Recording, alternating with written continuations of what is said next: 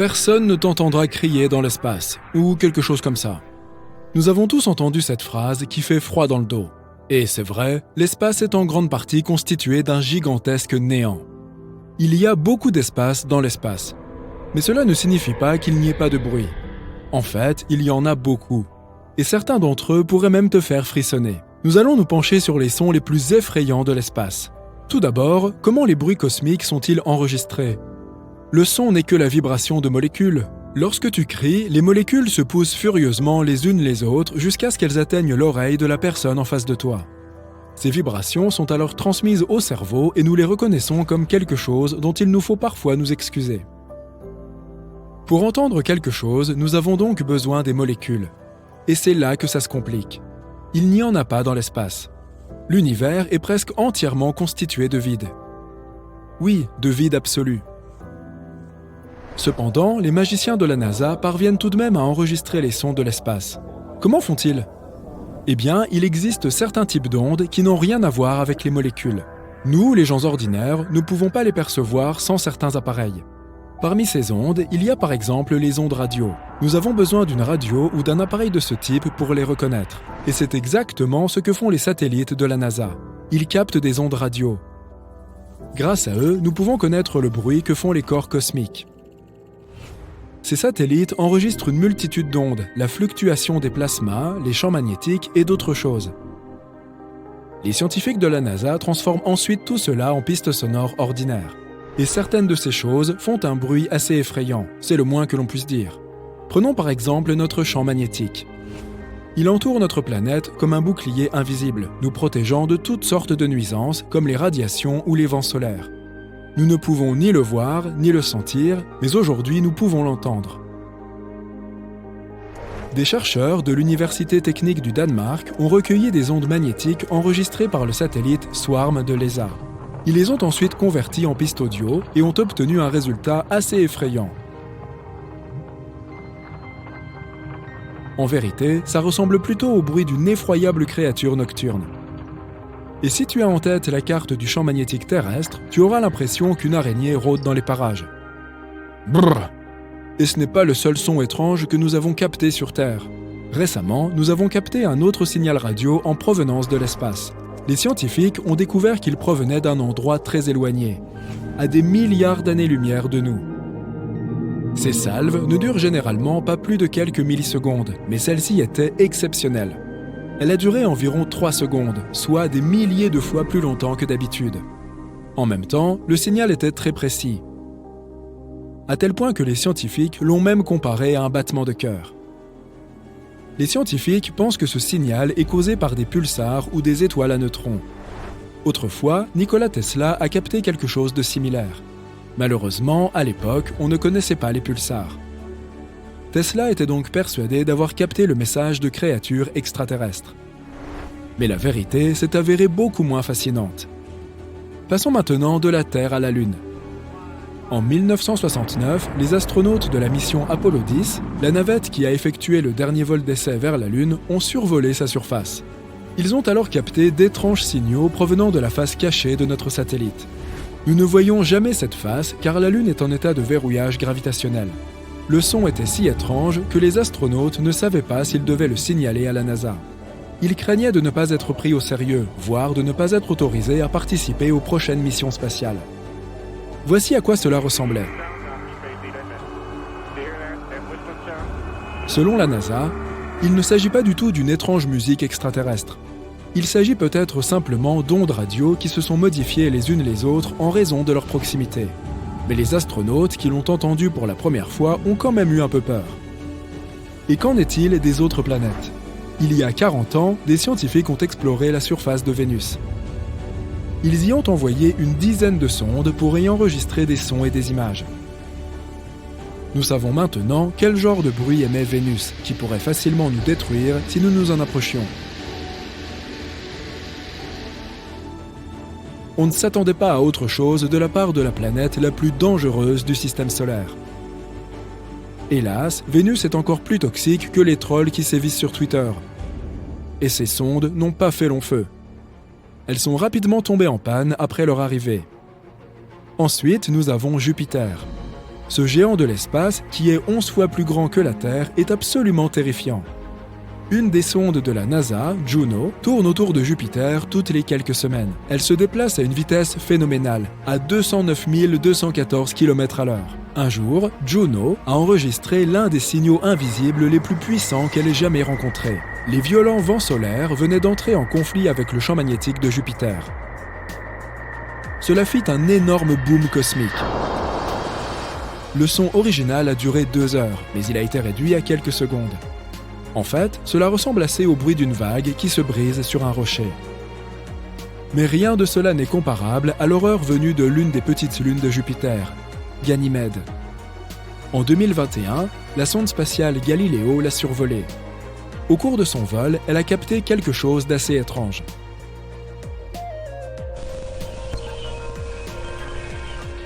Ces bruits sont des radiations de satellites. On dirait un peu le bruit d'une jungle ou celui de milliers de chauves-souris qui attendent de te surprendre en pleine nuit. Passons maintenant à Saturne.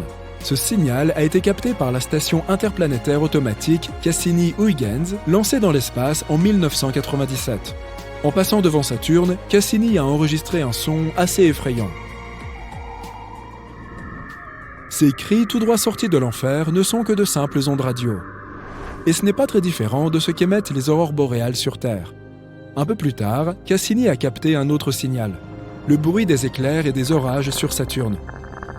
Ces sons sont assez intéressants. On dirait un peu des pop-corns qui éclatent ou un compteur Geiger, n'est-ce pas? Mais c'est simplement parce que ces éclairs sont extrêmement rapides. Nous allons maintenant sortir du système solaire. La célèbre sonde Voyager 1 a été lancée en 1977 et continue de nous envoyer des données 40 ans après son décollage. En 2012, elle a quitté le système solaire pour entrer dans l'espace interstellaire. C'est alors que Voyager 1 a enregistré des ondes de plasma. L'enregistrement original a duré 7 mois. Mais les scientifiques ont eu pitié de nous et l'ont réduite à 12 secondes. Ce n'est pas vraiment sinistre, mais ce n'est pas très rassurant non plus. Et bien qu'il semble que rien ne puisse surpasser les horreurs de Saturne, nous allons maintenant examiner l'un des objets les plus effrayants de l'univers, un trou noir. Ce son a été enregistré par le télescope spatial Chandra. En étudiant un amas de galaxies dans la constellation de Persée, on a découvert quelque chose d'étrange. Des mouvements ondulatoires au centre de l'amas. Ils s'étendent dans toutes les directions comme des cercles sur l'eau. Les scientifiques ont déclaré que ce phénomène était dû à un trou noir supermassif. Or, les trous noirs ne dévorent pas toujours entièrement les objets spatiaux.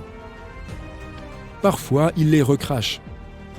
Cela entraîne des vibrations gazeuses que l'on peut convertir en bandes sonores. Ce qui est intéressant, c'est que l'oscillation de chacune de ces ondes dure environ 10 millions d'années.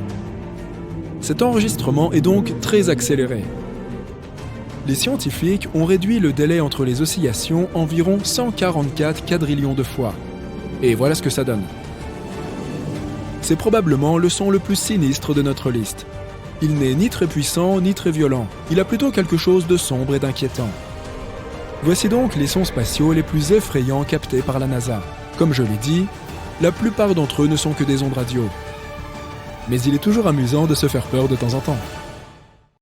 Très récemment, des astronomes ont découvert 3 planètes potentielles super-Terre en orbite autour d'une étoile naine orange relativement proche. Le terme super-Terre est utilisé pour décrire une planète au-delà du système solaire ayant une masse supérieure à celle de la Terre, mais inférieure à celle des géantes de glace du système solaire, Uranus et Neptune. Une équipe internationale de chercheurs, dirigée par le Dr Shweta Dalal de l'Université d'Exeter, a découvert que les exoplanètes orbitaient autour de l'étoile HD 48498, qui est située à environ 55 années-lumière de la Terre. Les planètes tournent autour de leur étoile en 7, 38 et 150, et un jour terrestre, respectivement. L'étude décrivant ces découvertes est parue dans la revue MNears le 24 juin 2024. La chose la plus cool ici est que la candidate exoplanète la plus extérieure orbite dans la zone habitable de son étoile hôte. Et les conditions là-bas pourraient être assez confortables pour que l'eau liquide existe à la surface sans bouillir ni geler. De telles régions habitables autour des étoiles sont également connues sous le nom de zone de Goldilocks et sont censées être idéales pour potentiellement abriter la vie. Une autre raison pour laquelle cette découverte est si importante, c'est que l'étoile haute orange est semblable à notre Soleil. Mais comme c'est une naine orange, elle produit moins de radiation que notre étoile naine jaune. C'est également le système planétaire le plus proche à héberger une super-Terre dans la zone habitable d'une étoile semblable au Soleil, ce qui rend cette découverte très excitante. Cela peut nous aider à progresser dans notre quête pour localiser des planètes habitables autour d'étoiles, de type solaire. Qui sait? Peut-être que cette planète sera notre nouveau foyer un jour. Ces potentielles super-Terres ont été détectés grâce au programme ARPS-N de recherche des planètes rocheuses. Au cours d'une décennie, l'équipe participant à cette recherche a recueilli près de 190 mesures de haute précision à l'aide d'un équipement spécial. En analysant le spectre de la lumière provenant d'une étoile, les astronomes peuvent déterminer si elle se déplace vers nous. C'est ce qu'on appelle le décalage vers le bleu. Ou si elle s'éloigne de nous. C'est ce que nous appelons le décalage vers le rouge. Et pourtant, pour s'assurer que leurs conclusions étaient correctes, l'équipe a utilisé de nombreuses méthodes différentes et des analyses comparatives. Tout a confirmé leurs conclusions. Il y a en effet 3 candidats planétaires, avec des masses minimales allant de 5 à 11 fois la masse de notre planète. L'équipe croit également que la proximité de l'étoile, associée à l'orbite favorable de la planète la plus extérieure, pourrait faire de ce système une excellente cible pour de futures études. Espérons que des recherches supplémentaires ouvriront de nouvelles perspectives pour notre compréhension des systèmes planétaires et le potentiel de la vie en dehors de notre système solaire. Les scientifiques ont déjà découvert plus de 5000 exoplanètes, qui sont des planètes en dehors du système solaire. Depuis que la première de ces planètes a été confirmée en orbite autour d'une étoile semblable au Soleil en 1995. Pour trouver ces planètes lointaines, les astronomes utilisent de différents équipements, comme le télescope spatial Kepler de la NASA, lancé en 2009, dont la mission était de trouver autant de planètes semblables à la Terre que possible dans la galaxie de la Voie lactée. Mais ce n'est pas le seul instrument utilisé pour rechercher des exoplanètes. Quoi qu'il en soit, examinons maintenant les mondes les plus excitants et prometteurs parmi ceux-ci. Gliese 667cc se trouve à seulement 22 années-lumière de la Terre. Mais même si cela semble proche, c'est quand même à environ 206 trillions de kilomètres de nous. La planète elle-même est environ 3,8 fois plus massive que la Terre et complète une orbite autour de son étoile haute en 28 jours. En d'autres termes, une année sur cette planète semblable à la Terre est 13 fois plus courte qu'une année sur notre planète. Heureusement, l'étoile est une naine rouge froide. Donc, l'exoplanète se trouve très probablement dans sa zone habitable. Mais il y a toujours une chance que ce monde soit régulièrement exposé aux éruptions en provenance de son étoile mère. Ce qui n'est pas cool à bien des égards. Kepler 22b est beaucoup plus éloigné que le monde précédent, à plus de 600 années-lumière de notre planète. C'était la toute première planète Kepler découverte dans la zone habitable de son étoile. Ce monde est plus grand que la Terre. Il fait environ 2,4 fois la taille de notre planète. Malheureusement, nous ne savons toujours pas si cette planète est rocheuse, liquide ou gazeuse. L'orbite de Kepler 22b est similaire à celle de la Terre. Il faut 290 jours à cette planète pour orbiter autour de son étoile de classe G, qui ressemble un peu à notre Soleil. Mais cette étoile est plus petite et plus froide que la nôtre. Une autre planète Kepler, cette fois, c'est Kepler 69c. Elle se trouve à une distance impressionnante de 2700 années-lumière de nous. Ce monde est aussi presque 70% plus grand que la Terre. Les chercheurs ne savent rien de sa composition, mais ils ont découvert que la planète a besoin de 242 jours pour compléter une orbite. Cela rend sa position dans son système similaire à celle de Vénus dans notre système solaire. En même temps, ce monde pourrait être plus hospitalier que Vénus, puisque son étoile haute est un peu moins lumineuse. 80% de notre Soleil. Toit 733b est un monde récemment découvert. Il a été trouvé en 2023. Il se trouve là-bas, à 245 années-lumière de la Terre et nécessite seulement 4,9 jours terrestres pour compléter une orbite autour de son étoile. Mais la chose la plus impressionnante à propos de cette planète est qu'elle pourrait avoir un océan immense. Selon les scientifiques, la planète est probablement entièrement recouverte d'eau. Est-ce que cela signifie qu'il pourrait y avoir de la vie sur cette super-Terre? Le temps le dira. JJ1214b est située à 40 années-lumière de la Terre.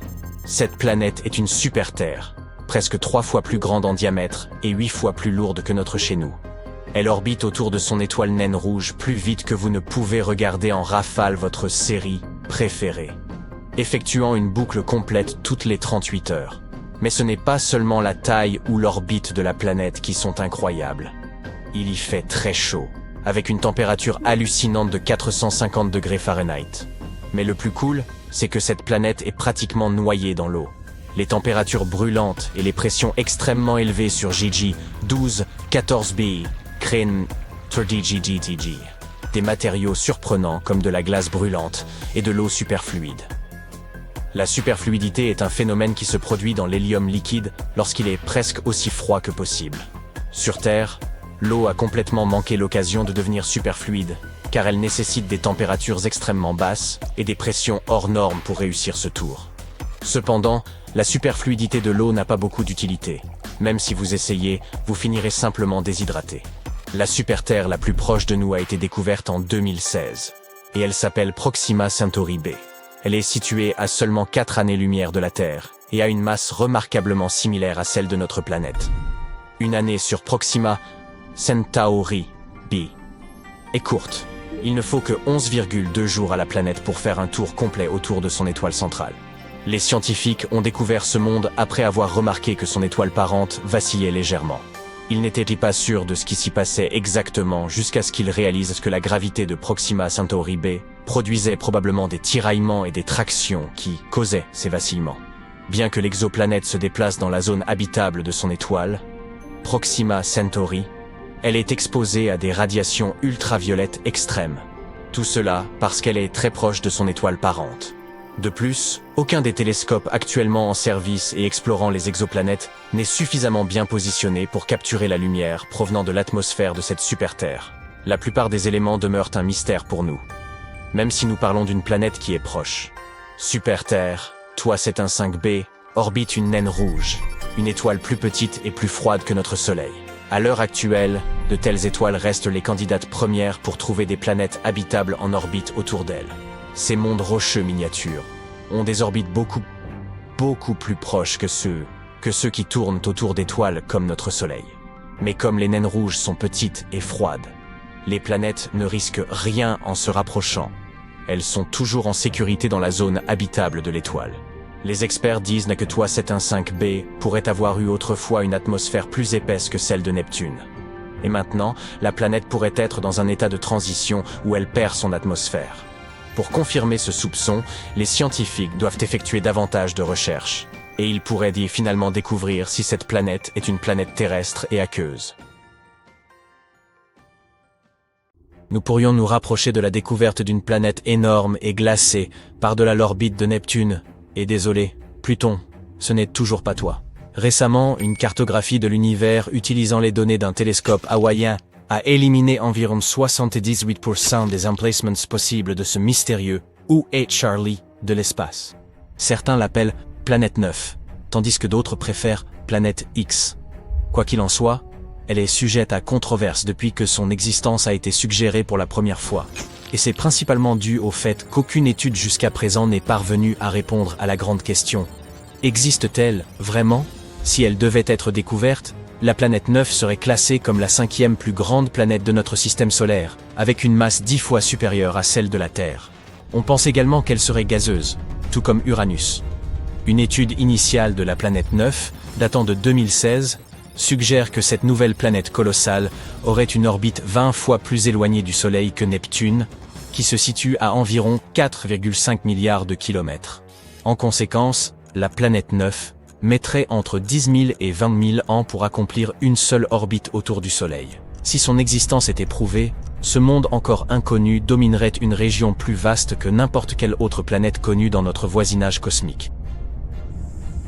Toutes ces hypothèses sont bien intrigantes, mais sans la moindre preuve ou observation permettant de les étayer. Avant de les rejeter comme de simples suppositions farfelues, il est important de noter que les chercheurs se sont appuyés sur des modèles mathématiques complexes et des simulations informatiques pour spéculer sur les caractéristiques de cette planète. Parce que c'est ça que font les scientifiques. L'existence de cette hypothétique planète expliquerait diverses interactions mystérieuses observées au-delà de Neptune. Nous parlons spécifiquement de la ceinture de Kuiper, une immense région en forme d'anneau, remplie de débris glacés datant de la formation du système solaire, y compris des comètes et des planètes naines comme Pluton. Ce qui se passe, c'est que les 6 objets les plus éloignés dans la ceinture de Kuiper présentent des orbites elliptiques, qui sont toutes orientées vers une direction similaire de l'espace physique et inclinées d'environ 30 degrés vers le bas par rapport au plan orbital de nos 8 planètes connues. Ce qui n'est pas anodin, c'est que malgré leurs vitesses d'orbite distinctes autour du Soleil, ils conservent cet alignement.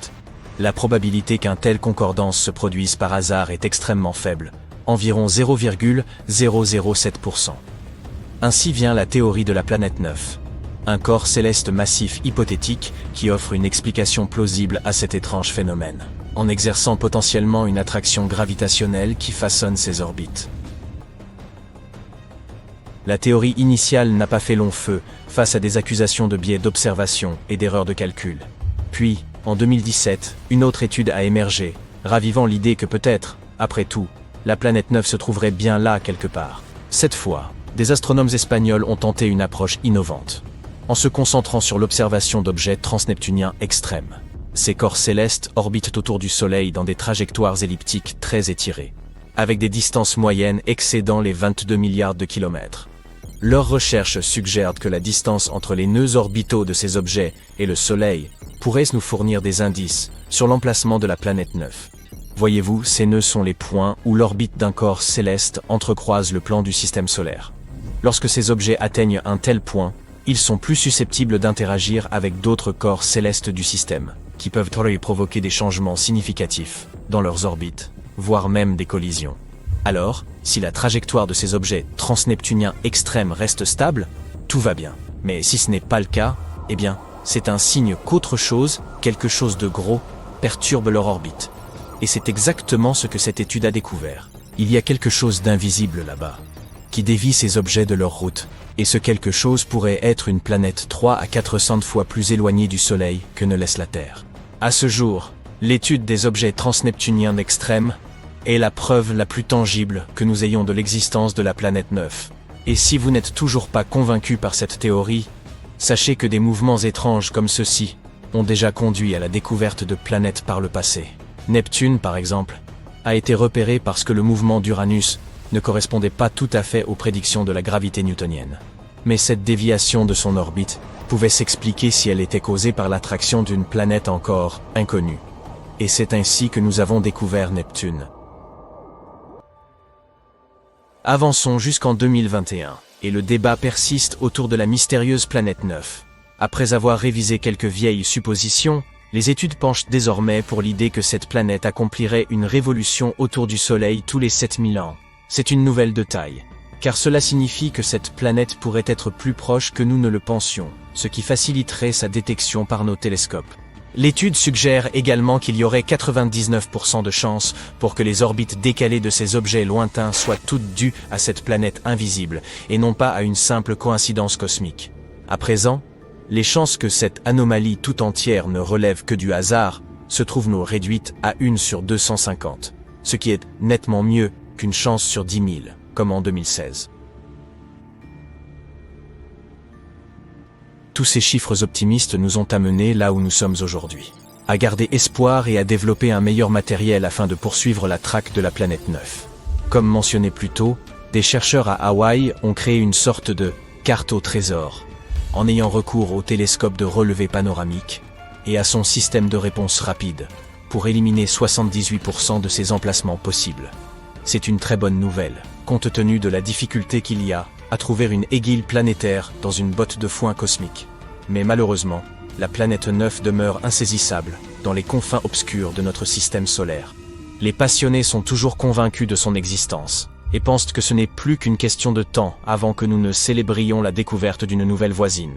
Ils fondent leurs espoirs sur l'observatoire Vera C. Rubin, qui est actuellement en construction au Chili, et qui devrait être pleinement fonctionnel d'ici la fin de l'année 2025.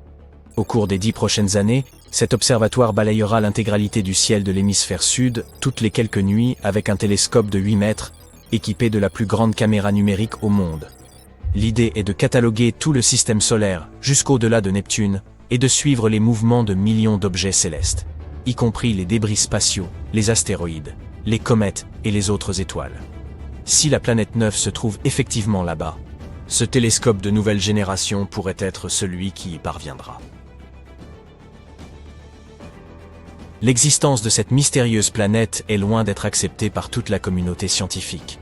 C'est simplement parce que la planète 9 n'est pas la seule explication aux phénomènes étranges qui se produisent par-delà Neptune. Une théorie suggère qu'un groupe d'objets distants, tels que des planètes naines, des comètes ou des lunes, pourrait influer collectivement sur les orbites des objets transneptuniens extrêmes. D'autres croient qu'un trou noir serait à l'origine de tout cela. Ces masses ultra compressées sont parmi les objets les plus denses de l'univers, potentiellement capables d'affecter les orbites d'autres objets, comme on le suppose pour cette fantomatique planète 9. Une autre théorie audacieuse suggère que notre compréhension actuelle des lois de la gravité serait erronée, ou plutôt incomplète. Cette dernière, connue sous le nom de dynamique newtonienne modifiée, propose que ces distants objets glacés exhiberaient ce comportement étrange non pas en raison de l'ingérence d'une autre planète, mais plutôt parce que l'immense champ gravitationnel de la Voie lactée influe sur eux. Toutefois, même les partisans de cette théorie reconnaissent qu'il est trop tôt pour en tirer des conclusions définitives, et des recherches beaucoup plus approfondies sont encore nécessaires.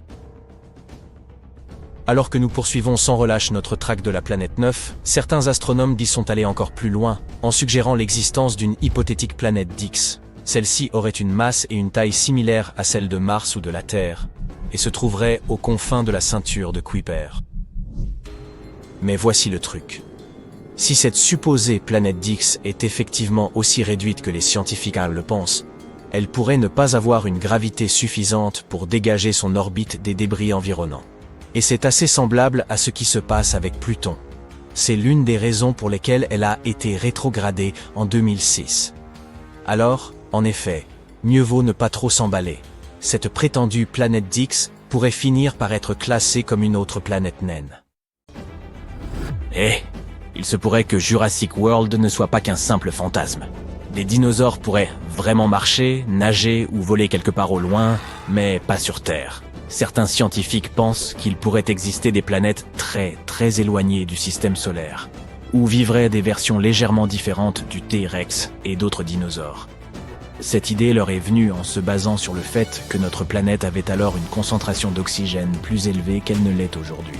C'est ainsi que des formes de vie complexes et intelligentes comme les dinosaures ont pu se développer en premier lieu.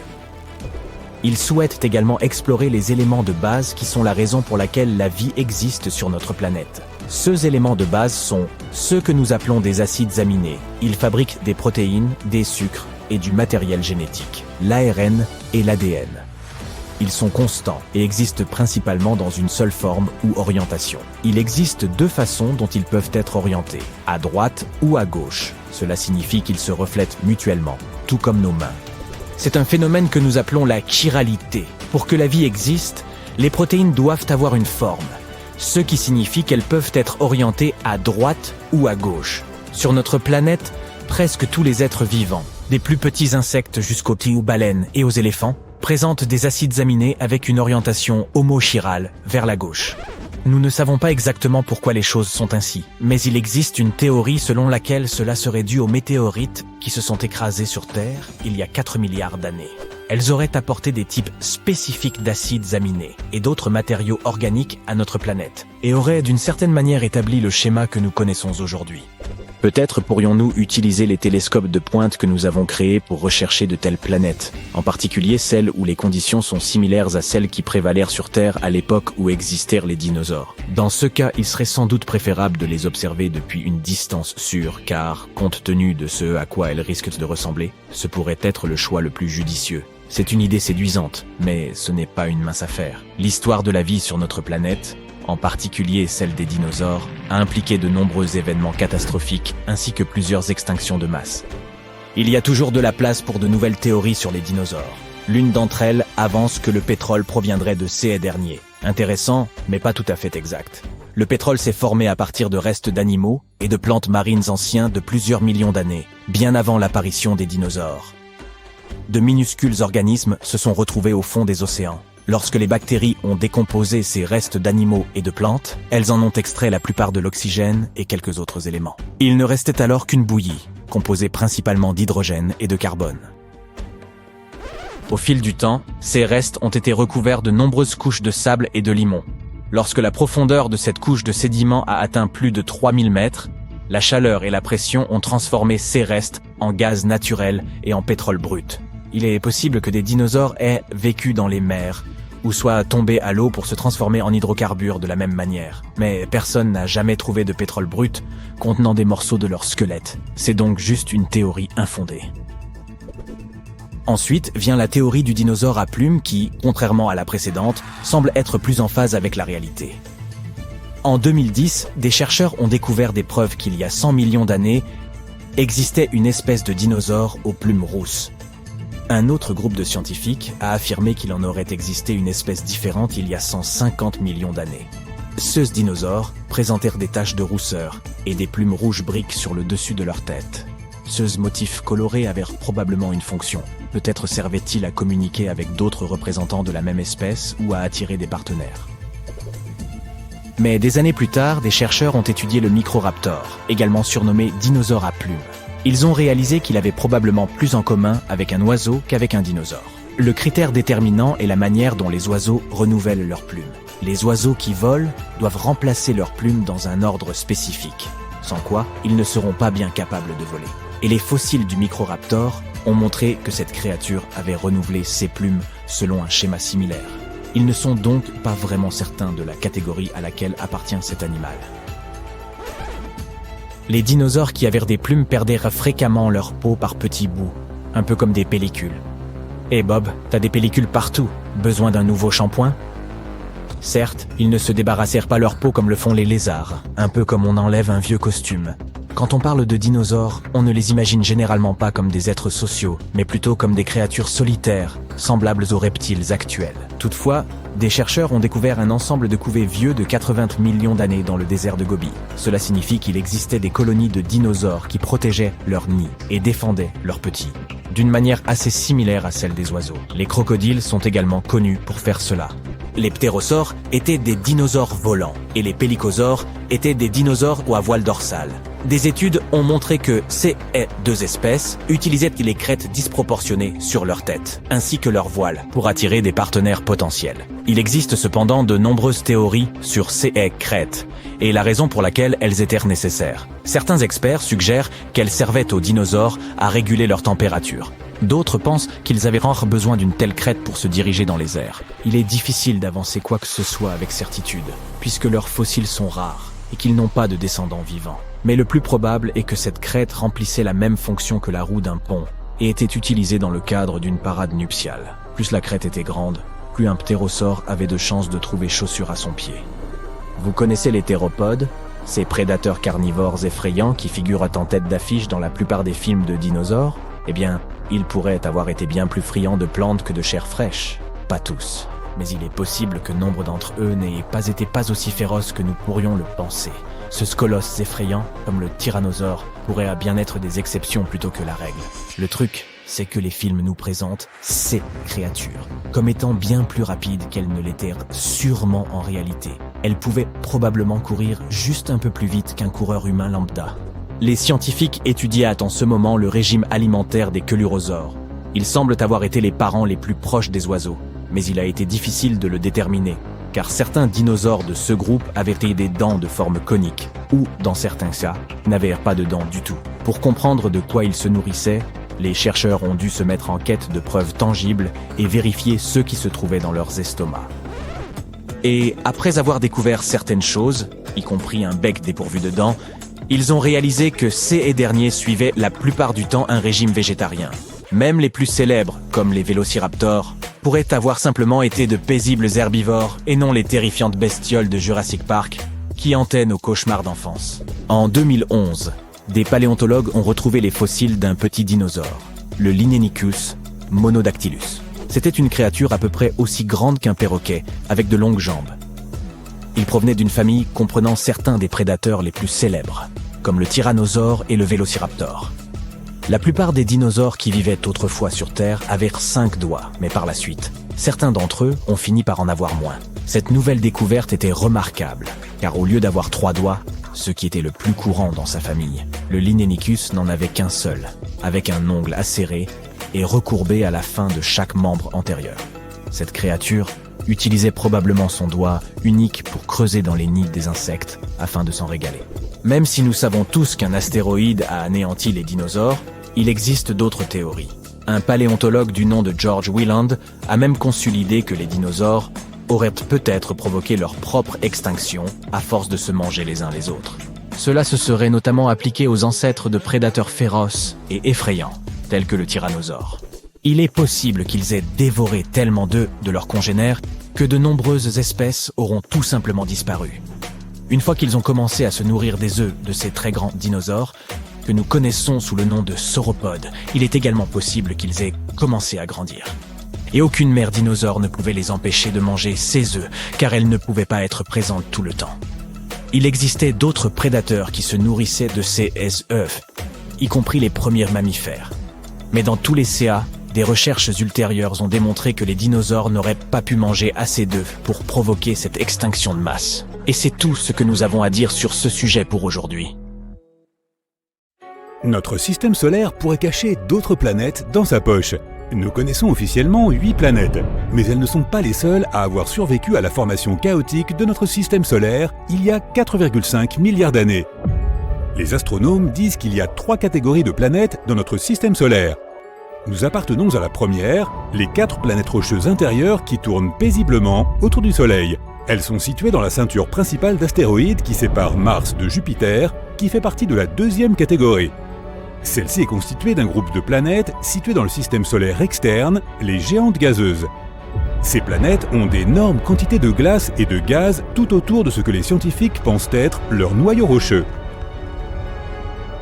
Le troisième groupe se trouve au-delà de la zone où se trouvent nos planètes locales, quelque part après Neptune. C'est le domaine où l'on trouve des planètes naines comme Pluton, Eris et Sedna, et de nombreux corps spatiaux plus petits comme les comètes. Mais de nouvelles découvertes indiquent que quelque chose d'autre pourrait se cacher dans l'obscurité, en plus des planètes naines et des petits corps spatiaux. Peut-être même une nouvelle planète. Selon les modèles élaborés par les scientifiques, notre système solaire externe comptait autrefois une ou plusieurs planètes rocheuses de la taille de Mars ou de la Terre. Avec le temps, ces roches errantes ont interagi avec les larges champs de gravité de nos géantes gazeuses. Cela les a projetées sur une orbite lointaine, loin du voisinage. La question est de savoir si l'une de ces planètes de la taille de Mars a survécu et pourrait vraiment être quelque part là-bas. Les scientifiques ont réalisé des simulations pour voir ce qui pourrait se passer. Elles ont montré que dans la moitié des cas où les planètes interagissent avec la gravité des géantes gazeuses, elles sont éjectées dans l'espace interstellaire. Dans l'autre moitié, il reste des objets libres de masse planétaire dont l'orbite est similaire à celle des objets de la ceinture de Kuiper. Il n'y a plus qu'une chose à faire, les dénicher. Les astronomes ont trouvé la planète la plus solitaire de l'univers. Ils essayaient de trouver des naines brunes très lointaines, appelées étoiles ratées, car elles ne deviennent jamais assez grosses pour briller. Les étoiles naissent avec de grandes masses, ce qui signifie qu'elles ont aussi une forte autogravité. L'étoile se comprime sur elle-même, cela provoque des températures internes élevées et permet à l'étoile de briller. Mais au lieu de cela, ils ont trouvé une vagabonde solitaire. La planète est âgée de 50 à 120 millions d'années, et sa température en surface est de 400 degrés Celsius. Comparé aux étoiles, c'est froid. Au début, les scientifiques ont pensé qu'il pouvait s'agir d'une étoile naine brune, mais si c'était le cas, elle serait beaucoup plus vieille. Cette planète sans étoiles flotte dans l'espace et passe à seulement 130 années-lumière de notre planète. Notre galaxie, la Voie lactée, fait 100 000 années-lumière de large, donc c'est relativement proche. Ce voyageur solitaire est en fait une géante gazeuse 4 à 7 fois plus grosse que Jupiter. Elle a peut-être été expulsée de son propre système solaire à cause des forces gravitationnelles ou entrant dans l'orbite d'une autre planète, où elle s'est formée loin de son étoile mère. Bien au-delà de Pluton, aux confins de notre système solaire, il existe un corps spatial à peu près aussi grand que Pluton, mais un peu plus froid et beaucoup plus dense. C'est probablement un gros corps rocheux recouvert d'un mince manteau de glace. C'est la planète naine Eris. Pluton et Eris occupent tous deux la ceinture de Kuiper, qui est l'anneau le plus reculé des corps spatiaux glacés qui se trouve au-delà de Neptune. Une journée dure 25,9 heures, assez semblable à celle de la Terre. Mais Eris fait le tour de notre Soleil 3 fois plus loin que Pluton, ce qui signifie que son année est assez longue. 557 années terrestres. Eris a une surface brillante et glacée. C'est l'un des corps les plus réfléchissants de notre système solaire. Il renvoie plus de 95% de la lumière qui le frappe. Quelque part, encore plus loin, il y a un super Saturne, beaucoup plus grand que Jupiter ou Saturne. C'est une exoplanète, c'est-à-dire une planète qui tourne autour d'une étoile différente de notre Soleil. Super Saturne se trouve à 434 années-lumière de la Terre. C'est la seule exoplanète que nous connaissons avec des anneaux similaires à ceux de Saturne. Elle possède en fait un énorme système d'anneaux, 200 fois plus grand que ceux de Saturne. Il y a plus de 30 anneaux, chacun d'entre eux ayant un diamètre de plusieurs dizaines de millions de kilomètres. Il existe des vides dans les anneaux, ce qui signifie qu'il pourrait y avoir des satellites intéressants, exolunes, dans les environs. Si ce super Saturne pouvait échanger sa place avec notre Saturne normal, ces anneaux occuperaient complètement notre ciel. Tu pourrais lever les yeux et les voir facilement. La vue serait incroyable, car ils apparaîtraient bien plus gros qu'une pleine lune. Les scientifiques ont trouvé des milliers de planètes en dehors de notre système solaire. Certaines sont denses comme du fer, tandis que d'autres sont aériennes et légères. Et puis, il y a le monde des eaux, un monde humide, plus grand que la Terre et plus petit qu'Uranus, à 40 années-lumière de nous. C'est une planète aquatique entourée d'une épaisse atmosphère, d'un diamètre 2,7 fois supérieur à celui de la Terre et presque 7 fois plus lourde que notre planète. Elle s'est probablement formée dans un endroit plus éloigné de son étoile où il y avait beaucoup d'eau glacée, mais a ensuite migré vers le lieu où elle se trouve aujourd'hui. Sa température en surface est de 230 degrés Celsius, ce qui est trop chaud pour accueillir la vie comme sur Terre. Elle contient également beaucoup moins de roches et beaucoup plus d'eau que notre planète. Imagine une planète sans terre, mais avec des océans sans fin couvrant toute sa surface. Les hautes pressions et températures formeraient des éléments tels que l'eau superfluide ou de la glace chaude, des matériaux assez exotiques que nous ne pouvons pas voir sur notre planète. Gliese 436b. Il s'agit d'une exoplanète de la taille de Neptune, située à 30 années-lumière de notre planète. Elle effectue une orbite complète autour de son étoile en un peu plus de 2 jours. Cette planète défie les lois de la physique. En effet, elle tourne autour de son étoile, qui est plus petite, plus froide et moins lumineuse que notre Soleil, à une distance 15 fois plus proche que Mercure ne l'est du Soleil. Lorsque nous pensons à la glace, nous imaginons un cube gelé, peut-être dans un verre de jus de fruits. Mais cette planète a une surface glacée, même si la température est de 526 degrés Celsius. Cette température est bien supérieure au point de fusion, mais la glace reste solide et brûlante. Cela se produit à cause de la très forte gravité. Elle compresse la vapeur d'eau dans l'atmosphère en glace solide. La pression ici ne permet pas à la glace de fondre, peu importe la chaleur de la surface. Maintenant, imagine être sur une planète mystérieuse et qu'il se mette à pleuvoir tout à coup. Des saphirs et des rubis.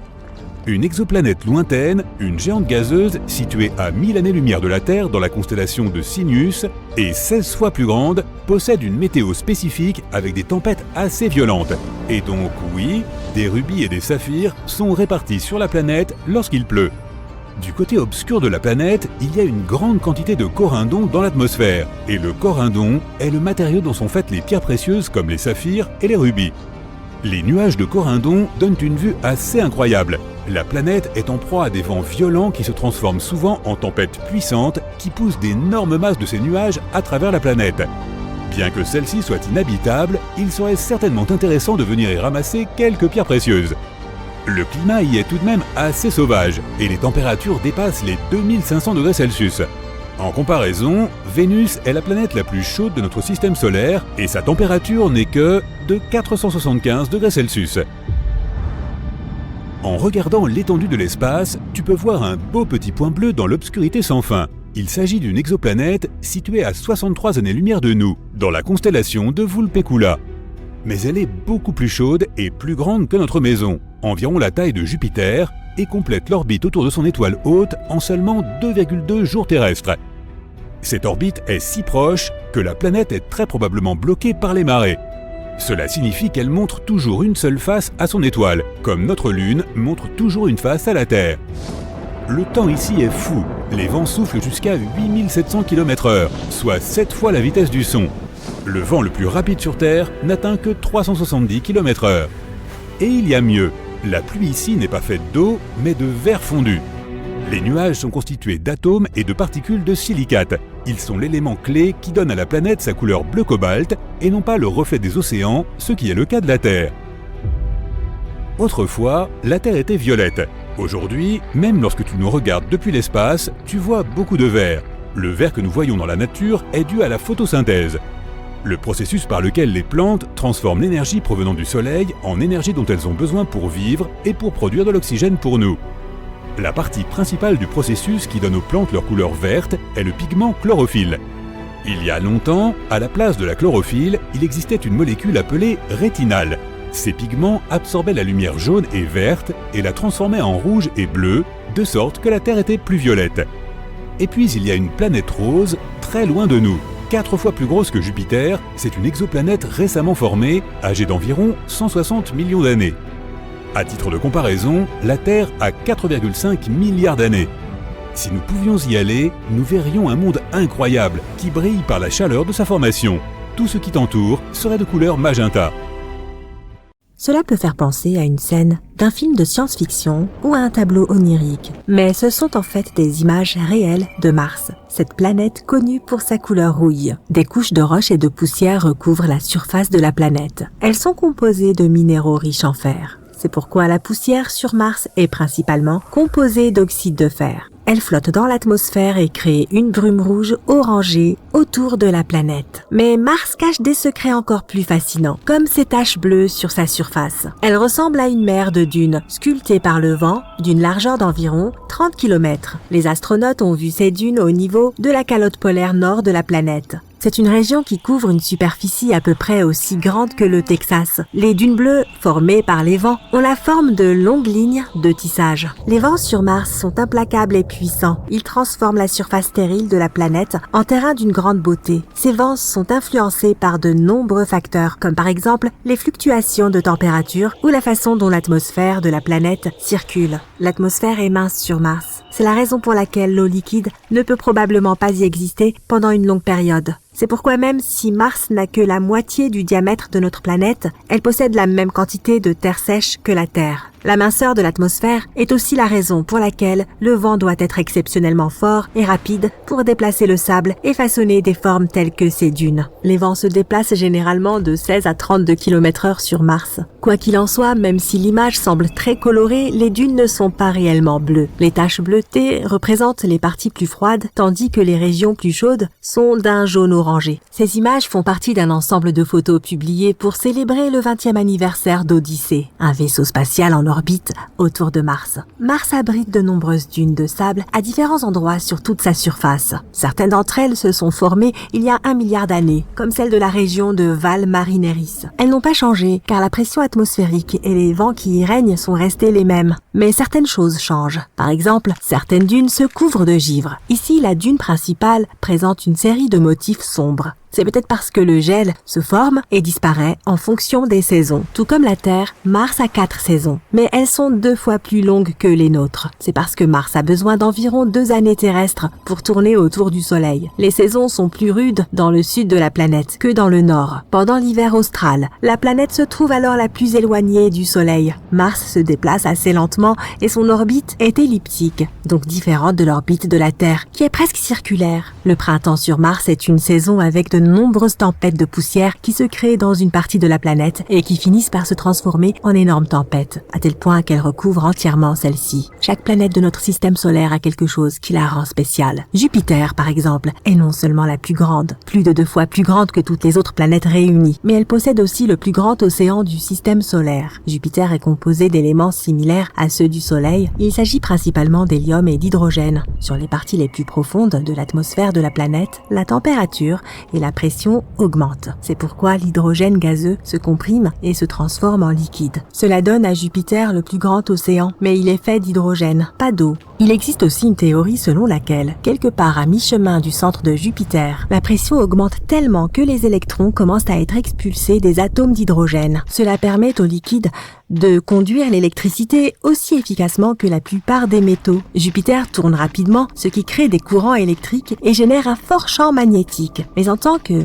géante gazeuse, la planète n'a pas de surface ferme. Les tourbillons et les rayures de la planète sont des nuages froids et venteux d'eau et d'ammoniac. Jupiter abrite aussi la fameuse Grande Tache Rouge, qui est une tempête incroyablement grande, avec des nuages de couleur rouge tournant dans le sens inverse des aiguilles d'une montre. Les vents y sont bien plus rapides que n'importe quel ouragan sur notre planète. La Grande Tache Rouge a légèrement changé au fil du temps et est actuellement plus grande que notre planète. Elle est 1,3 fois plus large que la Terre. Les scientifiques ont découvert que ses racines s'étendent sur plus de 320 km dans l'atmosphère de Jupiter. Un cyclone tropical normal, tel que nous en voyons sur notre planète, ne peut s'étendre que sur 15 km du haut vers le bas. En ce moment, la tache rouge devient plus petite et plus grande en même temps. Jupiter possède aussi des dizaines de lunes et quelques anneaux. Mais contrairement aux anneaux de Saturne, ceux-ci sont relativement petits et principalement constitués de poussière et non de glace. Il y a aussi un océan salé sous la surface de Ganymède, la plus grosse lune de Jupiter. Il est caché sous une épaisse croûte glacée. Il est susceptible de contenir plus d'eau que tous les réservoirs d'eau de surface que nous ayons sur Terre. Cet océan pourrait avoir une profondeur d'environ 100 km,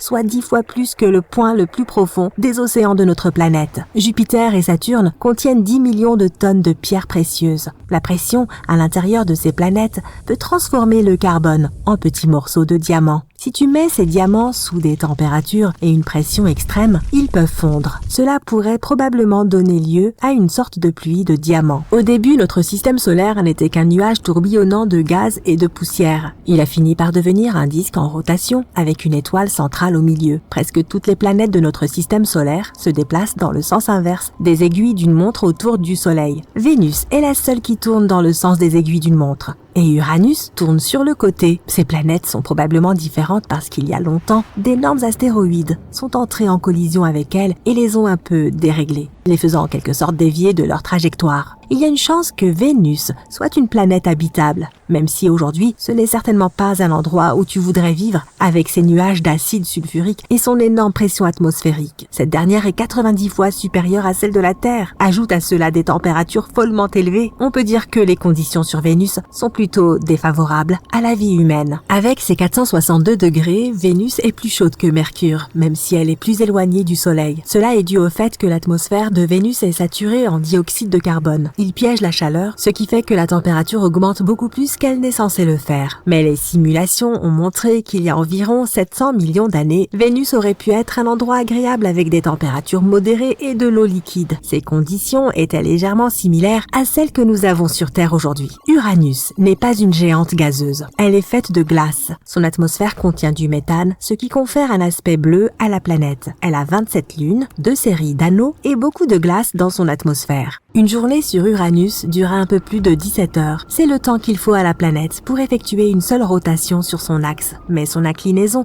est si prononcée que la plupart du temps, l'un ou l'autre pôle est dirigé vers le Soleil. C'est pourquoi la durée du jour au pôle Nord est de presque une demi-année. Et une année sur Uranus est aussi longue que 84 années terrestres. Si tu vivais sur Uranus, près de son pôle Nord, tu pourrais voir le Soleil dans le ciel pendant 42 ans. Ce serait l'été. Après cela, le Soleil se coucherait et tu devrais vivre les 42 années suivantes dans l'obscurité. Ce serait l'hiver sur la planète. Neptune est la plus lointaine et la plus petite des géantes gazeuses. La gravité sur cette planète est similaire à celle que nous avons sur Terre. Mais tu ne pourrais pas te tenir debout sur la surface de Neptune, qui est composée de gaz et non de terre ferme. Triton, la plus grande des lunes de la planète, tourne autour de Neptune de façon très inhabituelle. Elle se déplace à l'envers par rapport au reste des lunes de la planète. Triton effectue aussi un lent mouvement en spirale vers l'intérieur en direction de Neptune. Un jour, dans des milliards d'années, elle sera probablement détruite par les forces gravitationnelles de la planète et ne sera plus qu'un anneau autour de Neptune. Cet anneau continuera à être tiré vers l'intérieur jusqu'à ce qu'il finisse par s'écraser sur la planète. Pluton est une planète naine et une année y dure 248 années terrestres. Et même si ce n'est pas une planète, Pluton a quand même plusieurs atouts à faire valoir, tels que ses montagnes flottantes. Les glaciers azotés de Pluton comportent d'innombrables collines isolées, chacune pouvant atteindre plusieurs kilomètres de diamètre. Il s'agit probablement de fragments de glace d'eau provenant des hautes terres environnantes de la planète naine. La glace d'azote est plus dense que la glace d'eau. Les scientifiques pensent donc que les collines de glace d'eau flottent dans une mer d'azote gelé, comme les icebergs de l'océan Arctique sur Terre. T'es-tu déjà demandé si la Terre pouvait être une créature intelligente ou plutôt une entité intelligente? Quelque chose avec un esprit et un instinct de survie? Présenté comme ça, on dirait un film de science-fiction dans lequel la planète où nous vivons se réveillerait soudainement un matin en se rendant compte qu'elle ne nous aime pas beaucoup et deviendrait complètement folle. Mais il s'agit d'autre chose. Ce que j'essaye d'imaginer, c'est plutôt l'idée que l'activité collective de la vie, celle des microbes et des plantes, pourrait modifier la planète et lui donner sa vie propre. Un peu comme un esprit vert. La métaphore de la Terre comme entité vivante n'est pas dénuée de sens. Des créatures rampent, nagent, marchent et volent en permanence dans les couches supérieures de nos sols, de nos océans et de notre ciel. Les plantes en recouvrent une immense partie. Et puis il y a des virus et des bactéries dans l'eau, dans la terre et dans l'atmosphère. Imagine maintenant que tous ces êtres vivants, les plantes, les animaux et les microbes, forment une grande équipe et travaillent ensemble. Ils ont des tâches différentes, mais un but commun. Faire de la planète un endroit où il fait bon vivre. Par exemple, les plantes produisent l'oxygène que nous respirons et les animaux contribuent à la pollinisation des fleurs. Ensemble, ils forment la biosphère, qui est en quelque sorte l'équipe vie de la Terre. C'est là qu'intervient l'idée d'une intelligence planétaire. Les individus et les groupes peuvent être intelligents, alors pourquoi pas une planète entière ? Les chercheurs pensent que nous devrions mesurer l'intelligence de la Terre en évaluant sa capacité à se maintenir en vie éternellement. Tout comme nous devons travailler ensemble pour survivre, l'intelligence collective d'une planète repose sur la capacité de toutes ces formes de vie à coopérer pour atteindre ce même objectif. C'est comme si la planète était un système complexe capable de prendre soin de lui-même, comme les forêts. Elle partage des nutriments grâce à des réseaux souterrains de champignons. Cela permet à tous les arbres de rester en bonne santé. Nous avons certainement beaucoup à apprendre des forêts. Si nous devions sauter dans un univers fantastique à la recherche de planètes intelligentes et conscientes, nous choisirions sans doute Mogo de Green Lantern. Il s'agit d'une entité qui peut par exemple changer son climat et modifier sa gravité, la croissance de ces plantes et d'autres choses du même genre. Et que dire de l'étonnante Pandora d'Avatar ?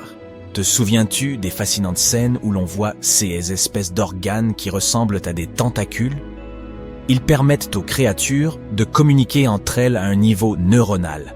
C'est comme si la planète entière était un cerveau géant dont les cellules sont constituées d'une multitude d'arbres, de créatures et d'autres éléments plus petits. Nous sommes loin de tout ça, mais c'est amusant à imaginer. Pour l'instant, notre civilisation se trouve au stade que les scientifiques ont qualifié de technosphère immature. En bref, nous sommes encore trop concentrés sur l'utilisation de technologies qui ne sont pas toujours bénéfiques. Nous ne disposons pas d'une intelligence planétaire ou d'une compréhension collective de ce qu'il faut faire pour améliorer notre sort. Au lieu de cela, nous agissons chacun pour soi. Nous n'en sommes pas au pire des stades, bien sûr. Des chercheurs ont défini 4 stades distincts pour expliquer comment une intelligence planétaire pourrait avoir un impact sur notre avenir à long terme. Le premier stade est ce que nous appelons la biosphère immature. C'est l'époque où la vie a commencé sur Terre. Il y a des milliards d'années. Il n'y avait que des microbes et aucune végétation. Il n'y avait pas de rétroaction globale. Ce qui signifie que ces microbes ne pouvaient pas encore affecter la Terre et son atmosphère de quelque manière que ce soit. Le deuxième stade est celui de la biosphère mature. Il y a 2,5 milliards à 540 millions d'années. C'est le moment où les continents se sont stabilisés et où la biosphère a commencé à exercer une forte influence sur la Terre.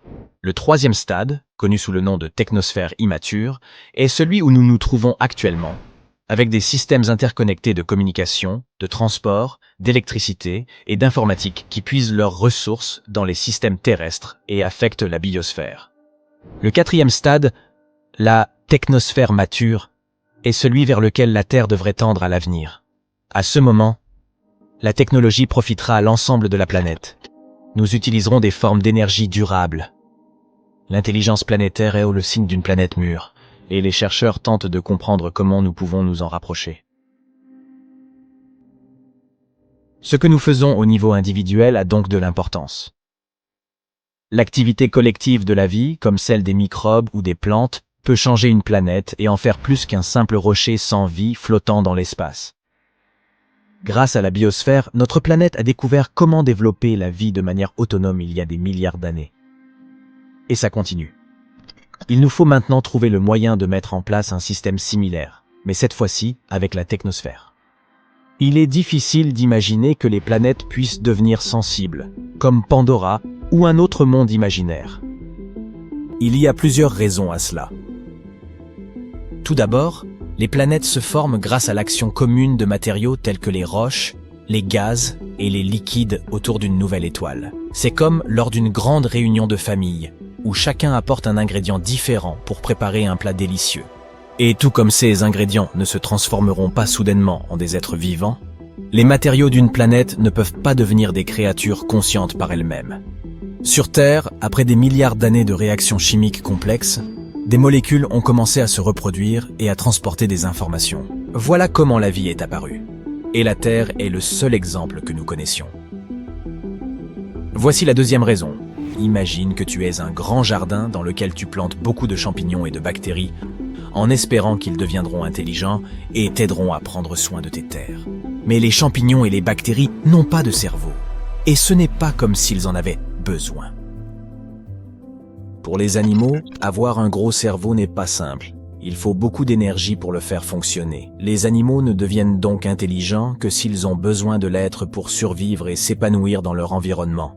Les chiens et les chats sont assez intelligents parce qu'ils doivent éviter les dangers et trouver de la nourriture. Ils n'ont pas besoin de l'intelligence humaine qui construit des maisons, crée des œuvres d'art ou invente de nouvelles technologies. Il serait donc bien difficile d'amener tous les êtres et toutes les plantes au même niveau d'intelligence. La troisième raison pour laquelle il serait difficile pour une planète de devenir intelligente est la règle fondamentale du règne animal, la survie du plus fort. Toutes les créatures rivalisent pour l'accès à l'eau, à la nourriture et à l'espace. Non seulement les différentes espèces sont en concurrence les unes avec les autres, mais les individus d'une même espèce se battent également sans arrêt. Songe par exemple aux crabes violonistes qui se battent sur la plage, ou aux loups qui se disputent leur proie, ou encore à moi, lorsque je vois une place libre sur une plage bondée. Ce type de comportement ne nous conduira jamais à la coopération globale. Il y a quelques exceptions à cette règle. Par exemple, les fourmis. Elles ne sont peut-être pas les créatures les plus futées de la planète. Mais lorsqu'elles forment une colonie, elles peuvent accomplir des choses incroyables. Récolter de la nourriture bien plus grosse qu'elles, construire des fourmilières, élever des petits et même pratiquer l'agriculture. En fait, elles agissent comme un super-organisme, toutes les fourmis travaillant ensemble à la réalisation d'un objectif commun. Les abeilles et les fourmis sont très altruistes et collaborent afin que leurs reines puissent se reproduire. Si une grande colonie de fourmis prenait le contrôle de notre monde, elle agirait comme un seul esprit et travaillerait dans son propre intérêt et dans celui de la planète, jusqu'à ce que celle-ci soit à court de ressources. Mais en réalité, il est difficile d'imaginer qu'un organisme, même un super-organisme, puisse atteindre un tel degré de conscience de soi. Cinquième raison, comment communiquer? Entre eux, les insectes utilisent leurs phéromones et les humains leurs nerfs. Ces deux méthodes fonctionnent bien à une échelle réduite. Mais s'il s'agissait de faire communiquer une entité gigantesque de la taille d'une planète, je doute que ce soit rapide ou efficace. La communication au sein d'une entité comme celle-ci serait beaucoup plus lente que ceux que nous connaissons, avec nos ordinateurs et nos smartphones. Enfin, continuons à rêver de Pandora.